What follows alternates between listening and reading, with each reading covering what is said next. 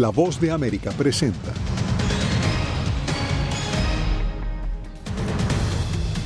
Entre ceremonias y protestas, el mundo conmemora el primer aniversario del ataque de Hamás contra Israel. El gobierno Biden marca la fecha con un llamado urgente de paz para el Medio Oriente.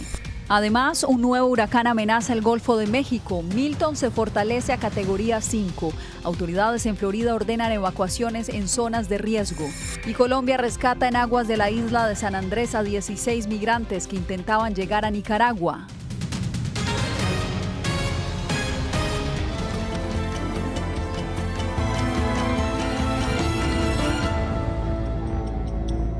Bienvenidos, esto es El Mundo al Día. Comenzamos con las conmemoraciones del primer aniversario de los devastadores ataques de Hamás contra Israel el 7 de octubre del 2023, que dejaron más de 1.200 israelíes muertos y más de 200 rehenes. Este lunes, en un ambiente de duelo, cientos se reunieron en el mismo festival que fue centro de estos ataques hace 365 días, el Festival Nova. Desde allí rindieron homenaje a las víctimas. Esto mientras la guerra en el Medio Oriente continúa. No nos daremos por vencidos, dicen familiares de los 97 secuestrados que aún siguen en poder de Hamás. Una población que pide al gobierno de su país que no los abandonen. A la fecha, Israel reporta 1.200 muertos y 5.500 heridos. Mientras tanto, palestinos alrededor del mundo se manifiestan por las secuelas que este conflicto ha dejado en Gaza. Según el gobierno de la zona, 41.600 palestinos han perdido allí la vida y cerca de 97.000 han resultado heridos. Tras un ataque terrestre y aéreo sin precedentes de Hamás, que contó con la presencia de paracaidistas, Israel contó ese 7 de octubre 1.139 muertos y 251 israelíes secuestrados. Estamos en guerra, vi montones de cadáveres de terroristas, civiles, coches baleados, un mar de cadáveres. Horas después, Israel lanzó ataques en Gaza. Manifestaciones de apoyo a Hamás tenían lugar en Yemen y Kuwait, mientras Hezbollah atacaba granjas en Shiba, al sur de Líbano, donde residen judíos. 13 días después, un buque de guerra de la Armada de Estados Unidos interceptó 3 misiles. 6 meses de constantes ataques entre Israel, Hamás y Hezbollah tuvieron lugar y en un ataque con drones en Jordania murieron 3 militares estadounidenses. En abril, la agresión judía al consulado de Irán en Siria desató 5 horas de lanzamiento de 300 misiles hacia Israel. La entidad sionista sabe muy bien que tales crímenes y cualquier tipo de crímenes no quedarán sin respuesta. Ninguno de nosotros en Israel quiere una gran guerra. Por fortuna sobrevivimos esa noche. Varios ataques a redes logísticas iraníes en Siria y Líbano se registraron, entre ellos la explosión de Vipers y walkie-talkies. El 27 de septiembre, Israel dio de baja a Hassan Nasrallah, líder de Hezbollah. Se estima que 1.700 ataques se registraron en Líbano, momento en que la presión sobre Gaza comenzó a declinar, pero no la tensión del conflicto. Irán lanzó aproximadamente 200 misiles contra el Estado de Israel. Tras un año de haberse iniciado esta guerra, la diplomacia ha fallado en lograr pactos de paz pese a diversos intentos. Miles de manifestantes se reúnen alrededor del mundo pidiendo por el fin de los bombardeos, la libertad de los secuestrados israelíes y la liberación de los detenidos palestinos. Alejandro Ernesto, Voz de América, Jerusalén. Mientras tanto, en los suburbios de Beirut, Israel intensifica su ofensiva contra el grupo militante Hezbollah. Este lunes, el ejército israelí anunció que llevará a cabo una serie de operaciones en la costa sur del Líbano, instando a los residentes a mantenerse alejados de las playas. Joan Cabacés Vega nos informa desde el lugar de los hechos. Las fuerzas israelíes continúan bombardeando con mucha fuerza los suburbios de Beirut, donde Hezbollah tiene presencia. Estos vecindarios representan el corazón demográfico de la capital libanesa, con centenares de miles de residentes. La huida de familias se hace evidente en las plazas de la ciudad, donde niños y personas mayores pasan las noches a la intemperie y con frío. Algunos más afortunados consiguen un techo, aunque sea en un edificio abandonado desde el que oyen las bombas destruyendo su barrio a pocos kilómetros de distancia. Estaban bombardeando en todos lados de manera aleatoria, tal y como están bombardeando en Gaza. Están haciendo lo mismo contra nosotros en los suburbios del sur de Beirut. El único consuelo de los mayores es que los más pequeños no se percatan de la gravedad de la situación. Aquí estamos más de 2.000 personas y la gente se siente triste. Esto es duro, muy, muy duro. Muchos no saben si sus casas sobrevivirán a los bombardeos. Este es el estado actual de la calle de Ra el Mogdat, en el suburbio beirutí de Daje. Estamos en una casa muy pequeña en la montaña. Somos 24 personas en un solo cuarto, una cocina y un solo baño para todos. Las mujeres duermen dentro y los hombres fuera, aguantando el frío. El gobierno de Líbano es incapaz de hacer frente a la mayor crisis de desplazados en la historia del país. En ese contexto, proyectos de carácter popular llenan el vacío dejado por el Estado desde barrios que por ahora no están siendo bombardeados. No somos políticos, no podemos tomar grandes decisiones, así que o te ahogas en la frustración y metes la cabeza bajo tierra o intentas hacer algo al respecto. Y la mayoría de nosotros sentimos que esto es una obligación moral. Filippo Grandi, alto comisionado de la ONU para los refugiados, visitó Beirut y pidió al mundo un paso al frente para afrontar la crisis humanitaria desatada en Líbano. Pero aquí sobre el terreno Y aquí en Estados Unidos, el presidente Joe Biden y los candidatos a la presidencia del país conmemoraron la fecha haciendo un llamado a la paz. Nos conectamos a esta hora con Jacopo Luzzi en la Casa Blanca.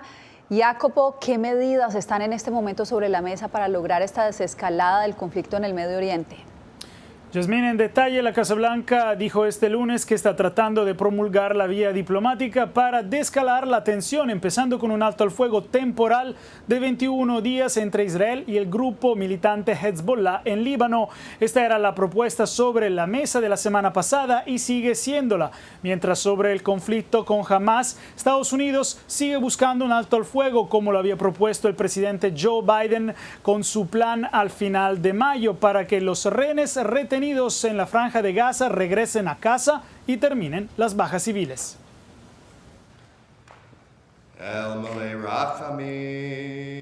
Con oraciones y encendiendo una vela, el presidente Joe Biden y la primera dama Jill Biden conmemoraron el primer año de los ataques de Hamas y que además marcan el inicio de los festivos judíos. El rabino Aaron Alexander presidió la ceremonia.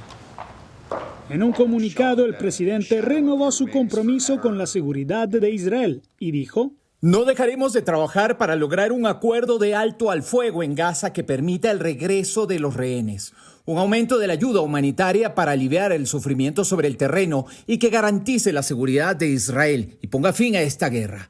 Tanto los israelíes como los palestinos merecen vivir en seguridad, dignidad y paz.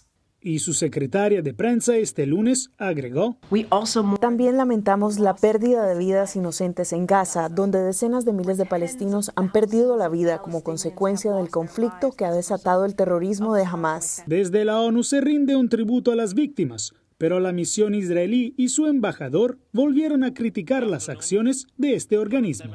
Una institución que nos ha fallado una y otra vez.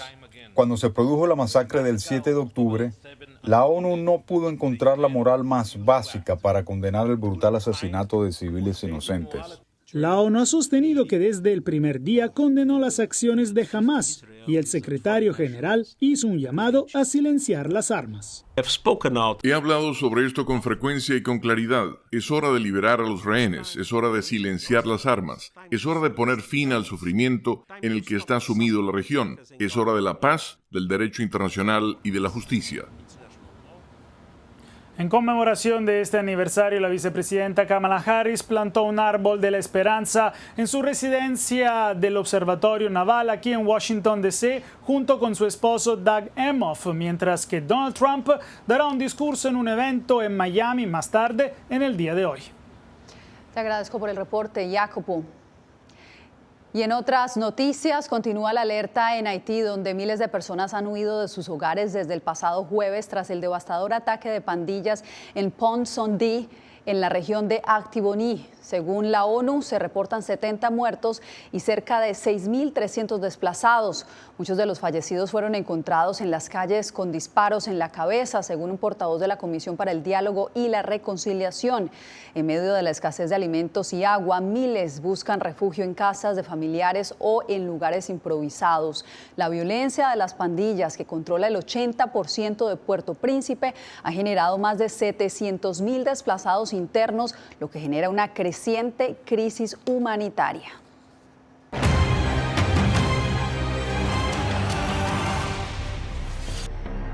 El huracán Milton se intensifica rápidamente mientras avanza por el Golfo de México hacia la costa oeste de Florida, lo que ha llevado a docenas de condados a declarar estado de emergencia.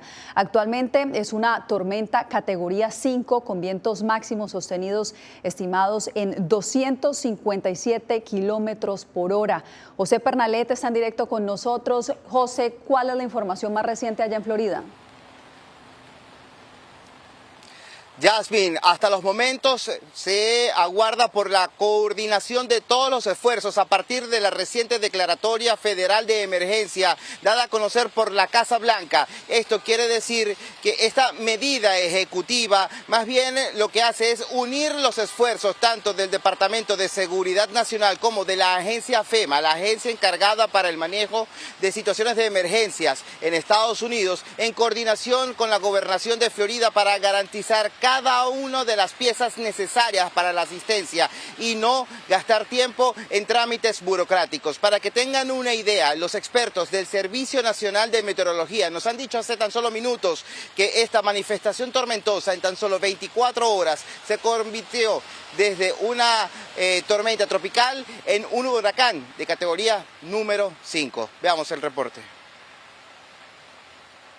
El huracán Milton alcanzó categoría mayor este lunes, según la más reciente actualización del Centro Nacional de Huracanes de Estados Unidos. Las autoridades ordenaron la evacuación de zonas donde potencialmente se espera el impacto en el estado de Florida, especialmente en el área central, desde Tampa hasta Orlando. Gran parte de la costa oeste de Florida está bajo la amenaza por impactos del núcleo de Milton este miércoles. En todas partes, desde el norte, a través de la región de la Bahía, hasta Sarasota, Port Charlotte, Fort Myers, todos en esta región están en riesgo mortal.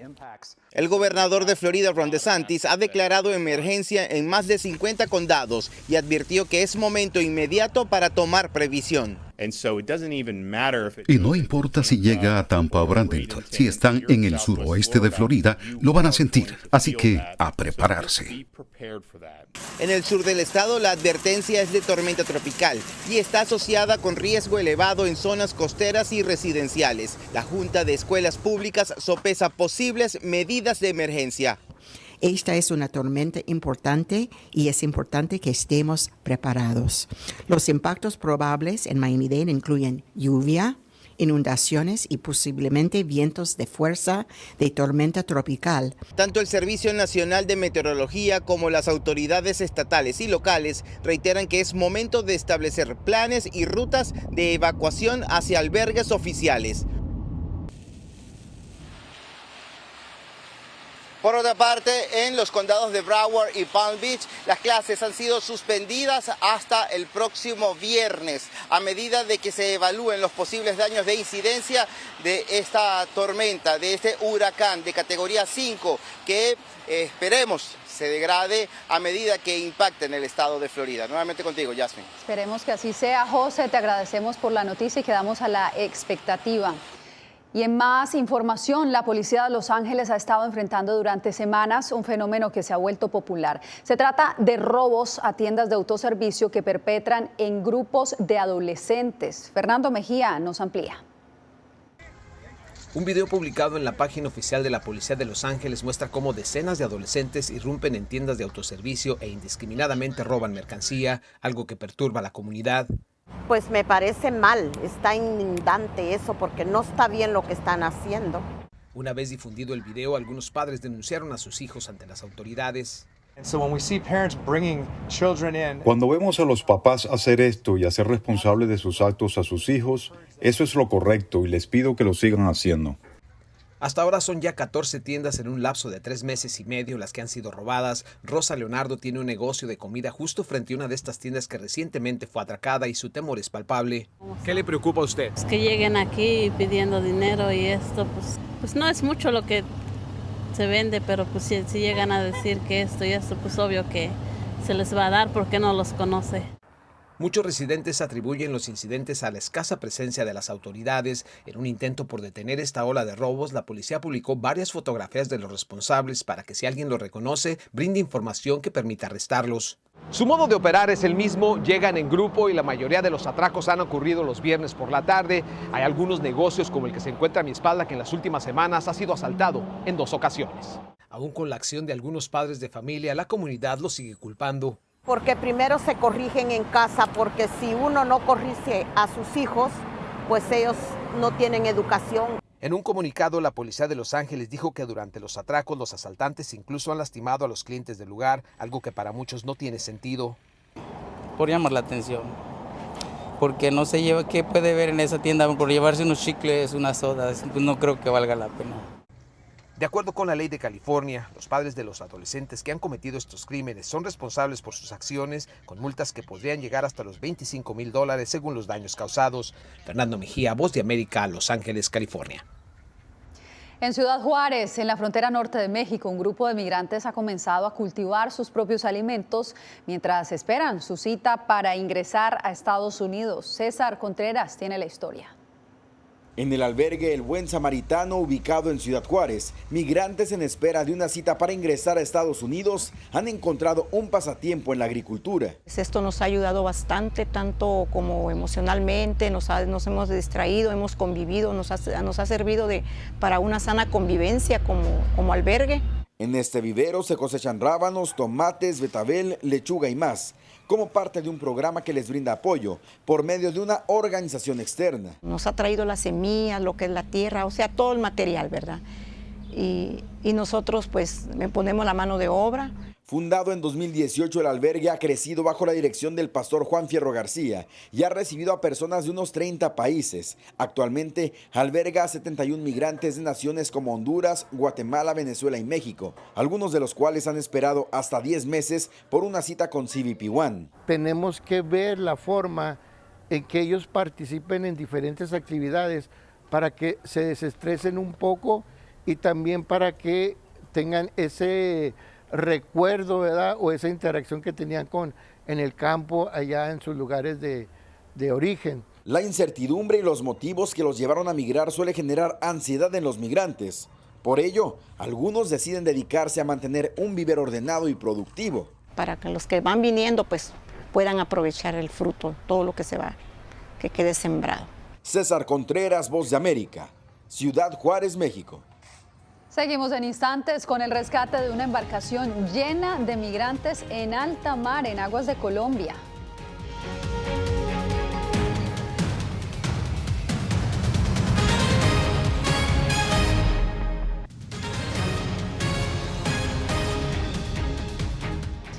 En Colombia, en las últimas horas, las autoridades rescataron en alta mar a 16 migrantes, entre ellos un bebé de apenas 7 meses. Yair Díaz nos envía el reporte.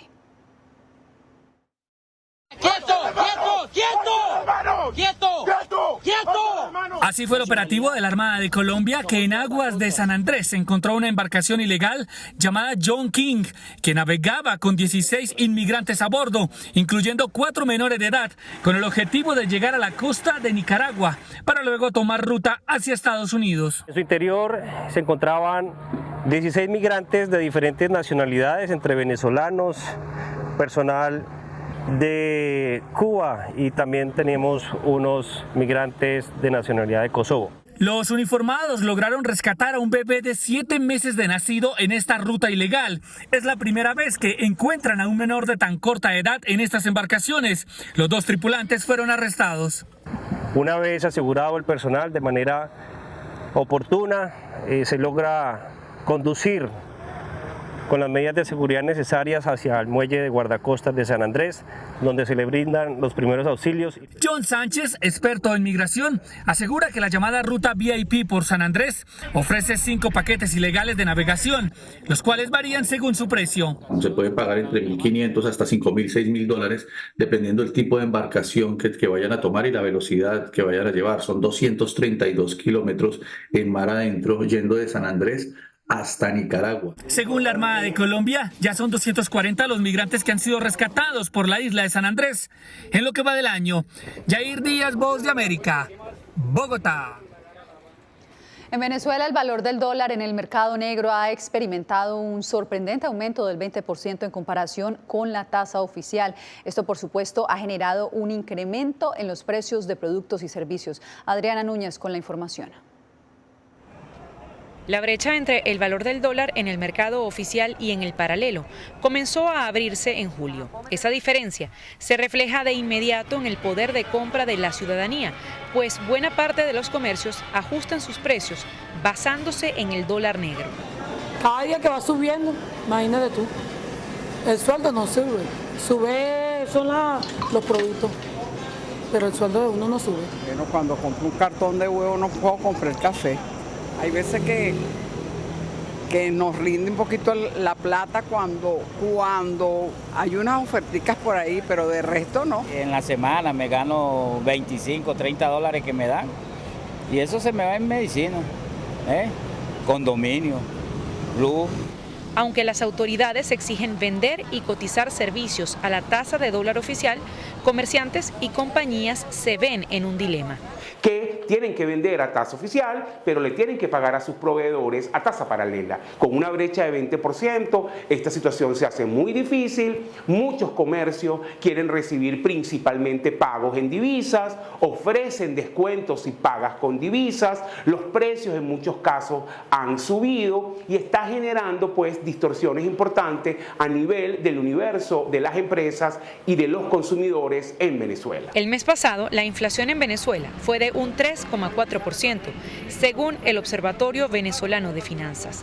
Educación, alimentos y servicios fueron las categorías que más aumentaron. Adriana Núñez Rabascal, Voz de América, Caracas.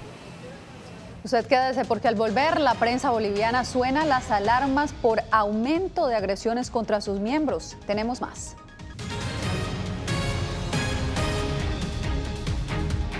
Los periodistas en Bolivia enfrentan un aumento alarmante de agresiones y una notable falta de garantías. Así lo denuncian gremios y una reciente encuesta que detalla la trascendencia de este panorama. Fabiola Chambi nos ofrece el reporte. Los gremios de la prensa en Bolivia han elevado las alarmas debido a las agresiones que han sufrido los periodistas en los últimos días, aunque los dirigentes reconocen que la conflictividad se agravó desde la crisis política de 2019. Nos rodearon, he visto cómo a mis otros colegas los han chicoteado, nos han amenazado, nos han amedrentado. No hay garantías para el trabajo efectivo de la prensa.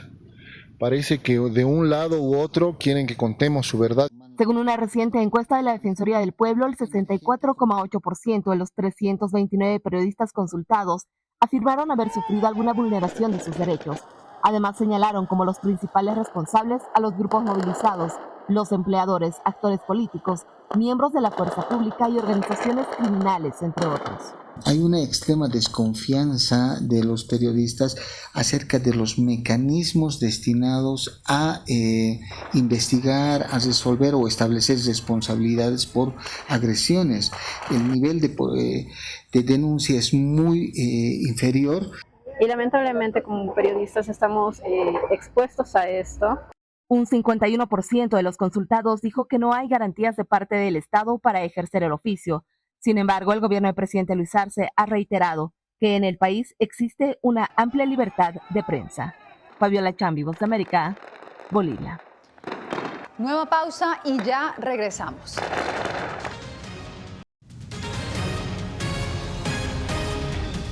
En medio de las fuertes inundaciones que enfrenta el norte de Tailandia, 2 majestuosos elefantes se convirtieron en héroes inesperados, llevando esperanza a las comunidades afectadas. Ellos caminaron a través de aguas profundas, acompañando a un grupo de voluntarios en su noble misión de asistir a los damnificados. Con esto nos despedimos por hoy.